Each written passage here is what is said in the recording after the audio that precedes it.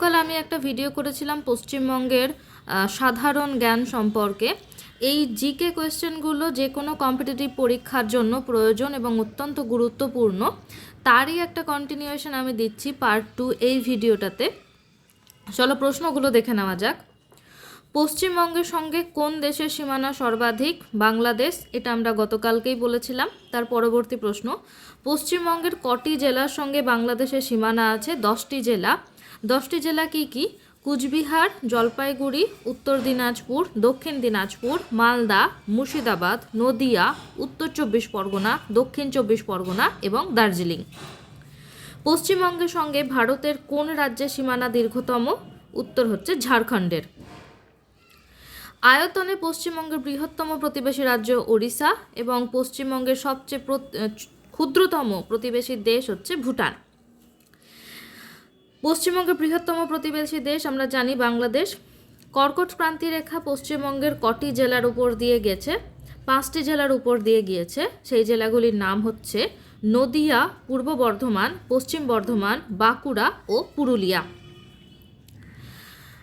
পশ্চিমবঙ্গের লোকসভার আসন 42টি, রাজ্যসভার আসন 16টি। টাইগার হিলের উচ্চতা 2573 মিটার। পশ্চিমবঙ্গের উচ্চতম রেল স্টেশন ঘুম, 2260 মিটার উচ্চতায় এটি অবস্থিত। কোন নদী বর্ধমান ও বীরভূমের মাঝে সীমানা নির্দেশ করেছে? অজয় নদী। দ্বারকেশ্বর এবং শিলাবতী নদী মিলিত হয়ে তৈরি হয়েছে কোন নদী? রূপনারায়ণ। কংসাবতী ও কেলাঘাই নদী মিলিত হয়ে কোন নদী উৎপন্ন করেছে? হলদি নদী। এখানে উল্লেখ করা প্রয়োজন যে এই সমস্ত নদীগুলোর নাম বিশেষভাবে পরিচিত এবং সেই নদীগুলি কোন নদীর সংমিশ্রণে তৈরি হয়েছে বা মিলনে তৈরি হয়েছে, এই প্রশ্নগুলো এখন কিন্তু খুব গুরুত্বপূর্ণ। এখন আর আগের মতন খুব সহজ প্রশ্ন আসবে না যে রূপনারায়ণ নদী কোন জেলার মধ্য দিয়ে প্রবাহিত হয়েছে বা কিছু। এখন প্রশ্ন একটু কঠিন করবার জন্য কোন কোন নদীর মিলনে তৈরি হয়েছে এই জাতীয় প্রশ্ন কিন্তু বেশি করা হচ্ছে, কারণ কম্পিটিশন প্রচুর বেড়ে গেছে। ফলে আমাদের প্রস্তুতিটাও একটু ভালো করে নিতে হবে।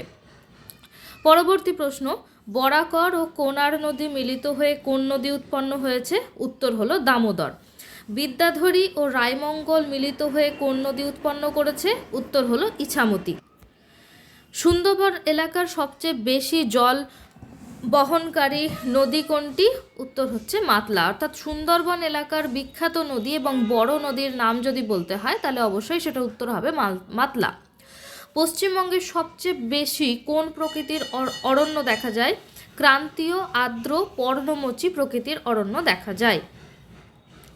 পশ্চিমবঙ্গের প্রথম মুখ্যমন্ত্রী কে ছিলেন? ডক্টর প্রফুল্লচন্দ্র ঘোষ। পশ্চিমবঙ্গের প্রথম কলেজ কোনটি? ফোর্ট উইলিয়াম কলেজ, 1800 সাল, এবং এইটি ভারতবর্ষেরও সর্বপ্রথম কলেজ। পশ্চিমবঙ্গ তথা ভারতের প্রথম বালিকা বিদ্যালয় কোনটি? Baptist mission school. পশ্চিমবঙ্গের প্রথম মহিলা কলেজ কোনটি? Bethune college.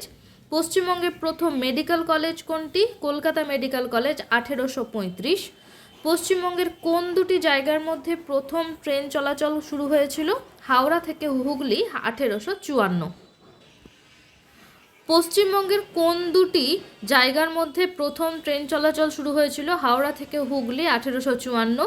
পশ্চিমবঙ্গ তথা ভারতের প্রথম সংবাদপত্র কোনটি? হিকির বেঙ্গল গেজেট, 1780 সালে প্রকাশিত হয়েছিল।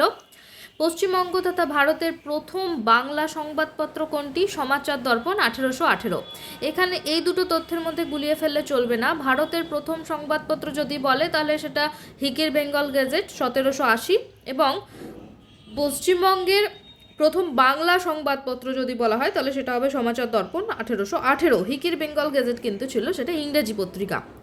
পশ্চিমবঙ্গের সর্বপ্রাচীন গ্রন্থাগার কোনটি? উইলিয়াম ক্যারির লাইব্রেরি, 1800 সাল।